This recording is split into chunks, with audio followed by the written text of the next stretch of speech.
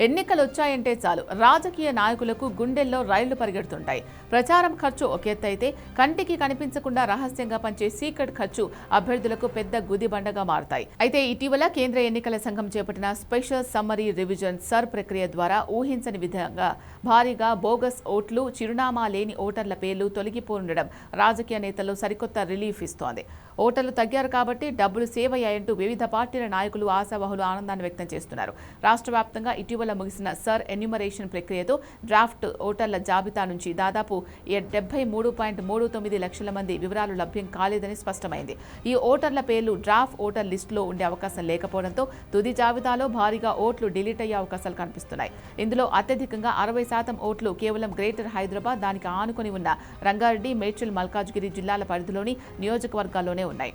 Greater Hyderabad చుట్టుపక్కల ఉన్న సుమారు 25 అసెంబ్లీ నియోజకవర్గాల్లో ఎన్నికల ఖర్చు ఊహించని రీతిలో తగ్గుతుందని పోటీ పడే నేతలు లెక్కలేసుకుంటున్నారు.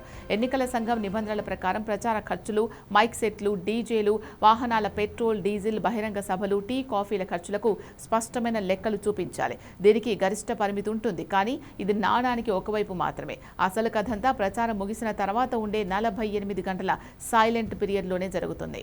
ఓటర్లను ప్రసన్నం చేసుకోవడానికి అభ్యర్థులు రహస్యంగా ఓటుకు ఒక రేటు చొప్పున పంపిణీ చేసే యంత్రాంగం నడుస్తుంది. పచ్చ నోట్లు, బీరు, బిర్యానీ, రకరకాల గిఫ్ట్ ప్యాకులు, ఇలా లెక్కల్లోకి రాని భారీ ఖర్చంతా ఈ 48 గంటల్లోనే జరుగుతూ ఉంటుంది. ఎలక్షన్ వాచ్ వంటి స్వచ్ఛంద సంస్థలు ఈ డార్క్ సైడ్ ఆఫ్ ది డెమోక్రసీపై పదే ఈసీకి ఫిర్యాదులు చేస్తున్నా నిరూపించలేని ఈ ఖర్చులు కొనసాగుతూనే ఉన్నాయి. ఈ రహస్య ఖర్చు పూర్తిగా నియోజకవర్గంలోని ఓటర్ల సంఖ్యపై ఆధారపడి ఉంటుంది. ఓటర్ల సంఖ్య ఎంత ఎక్కువగా ఉంటే ప్రత్యర్థి ఇచ్చేదానికి పోటీగా అభ్యర్థి పెట్టాల్సిన ఖర్చు అంత ఎక్కువగా పెరుగుతుంది. గతంలో ఉన్నట్లుగా లక్షలాది బోగస్ ఓట్లు లేదా డబుల్ ఓట్లు ఉంటే ప్రతి ఓటుకు డబ్బులు పంచడం అభ్యర్థులకు పెను భారంగా మారేది. ఇప్పుడు సర్ ఎన్యూమరేషన్ ఫలితంగా ఓటర్ల జాబితా శుద్ధి కావడం, లక్షలాది లభ్యత లేని ఓటర్ల పేర్లు తొలగిపోవడంతో అభ్యర్థులపై సీక్రెట్ ఖర్చు భారం గణనీయంగా తగ్గనుంది. ముఖ్యంగా హైదరాబాద్ పరిసర ప్రాంతాల్లో వలసదారులు, ఇళ్లు మారిన వారు, చనిపోయిన వారి పేర్లు జాబితాలో అధికంగా ఉండేవి. వీరందరి పేర్లు ఇప్పుడు డ్రాఫ్ట్ లిస్టు నుంచి తొలగిపోతుండటంతో ఆ మేరకు తమకు కోట్లల్లో డబ్బు మిగులుతుందని నేతలు సంబరపడుతున్నారు. ఒకవైపు ఖర్చు తగ్గుతుంది అనే సంతోషం ఉన్నప్పటికీ మరోవైపు ప్రధాన రాజకీయ పార్టీలకు ఓటు బ్యాంక్ గల్లంతవుతుంది అనే ఆందోళన కూడా ఉంది.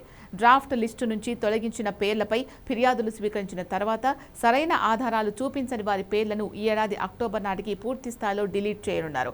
ఈ తొలగించిన ఓట్లలో తమకు క్యాడర్ పరంగా అనుకూలంగా ఉండే ఓటర్లు ఎంతమంది ఉన్నారో అనే నిఘా కూడా పార్టీలు పెడుతున్నాయి.